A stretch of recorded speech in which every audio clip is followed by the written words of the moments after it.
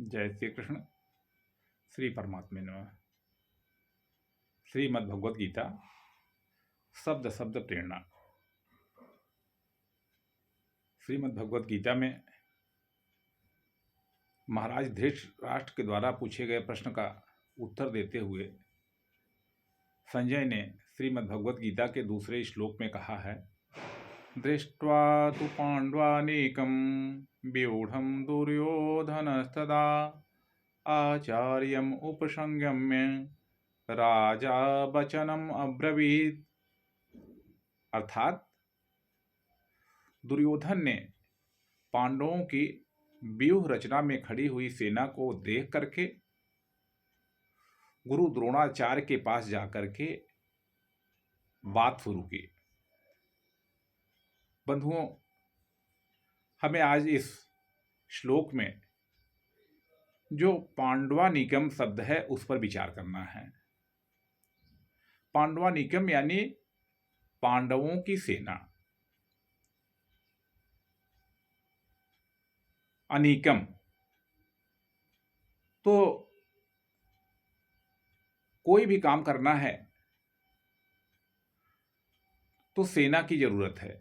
युद्ध करना है तो सेना की जरूरत है। सेना का अर्थ है कि बल। बिना बल के कोई काम नहीं होता है। इसलिए जब हम अपने जीवन में अपने बल को बढ़ाने का संकल्प लेते हैं, अपनी शक्तियों को बढ़ाने का प्रयास करते हैं, तभी हम जीवन का संग्राम जीत पाते हैं। अब इस पांडवों की सेना पर हम विचार करें।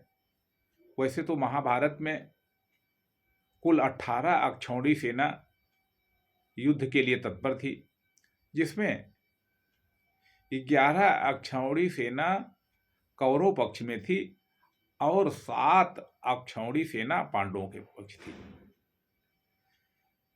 तो संख्या के अनुपात से दिखाई पड़ता है कि पांडव पक्ष कमजोर था, लेकिन विजय अंत में तो पांडवों की हुई। तो इससे हमें यह संदेश मिलता है कि केवल संख्या का होना ही पर्याप्त नहीं है। संख्या में ही केवल शक्ति नहीं है। शक्ति का स्रोत उसके व्यवस्थित संगठन में है। शक्ति का स्रोत जो सेना में लोग हैं उनके अंदर भावना कैसी है। अगर उनके मन में लड़ने की भावना नहीं है, अगर उनके मन में अपने पक्ष के सत्य के बारे में विश्वास नहीं है, तो वो सेना कमजोर हो जाएगी।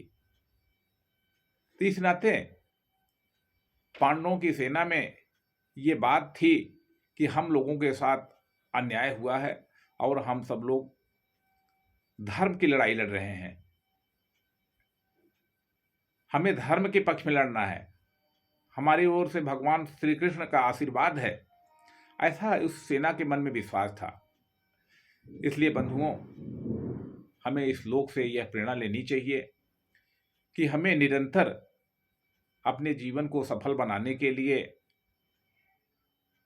शक्तियों को जागृत करते रहना चाहिए। और केवल यही नहीं सोचना चाहिए कि हमारे पास कितनी शक्ति है, हमें उन शक्तियों को संगठित भी करना चाहिए। यानी शक्तियों को एक निश्चित व्यूह में खड़ा करने से तभी जाकर के हम सफलता प्राप्त कर पाएंगे। मन शक्ति की बात होती है, धारणा शक्ति की बात होती है, ज्ञान शक्ति की बात होती है, शरीर की शक्ति की बात होती है। कितनी प्रकार की शक्तियां हम लोगों को मिली हुई है, लेकिन उनको हम जब ठीक से उपयोग नहीं कर पाते हैं तो वे शक्तियां हमारे लिए अप्रयुज्य रह जाती हैं या उनका हम लाभ नहीं ले पाते हैं।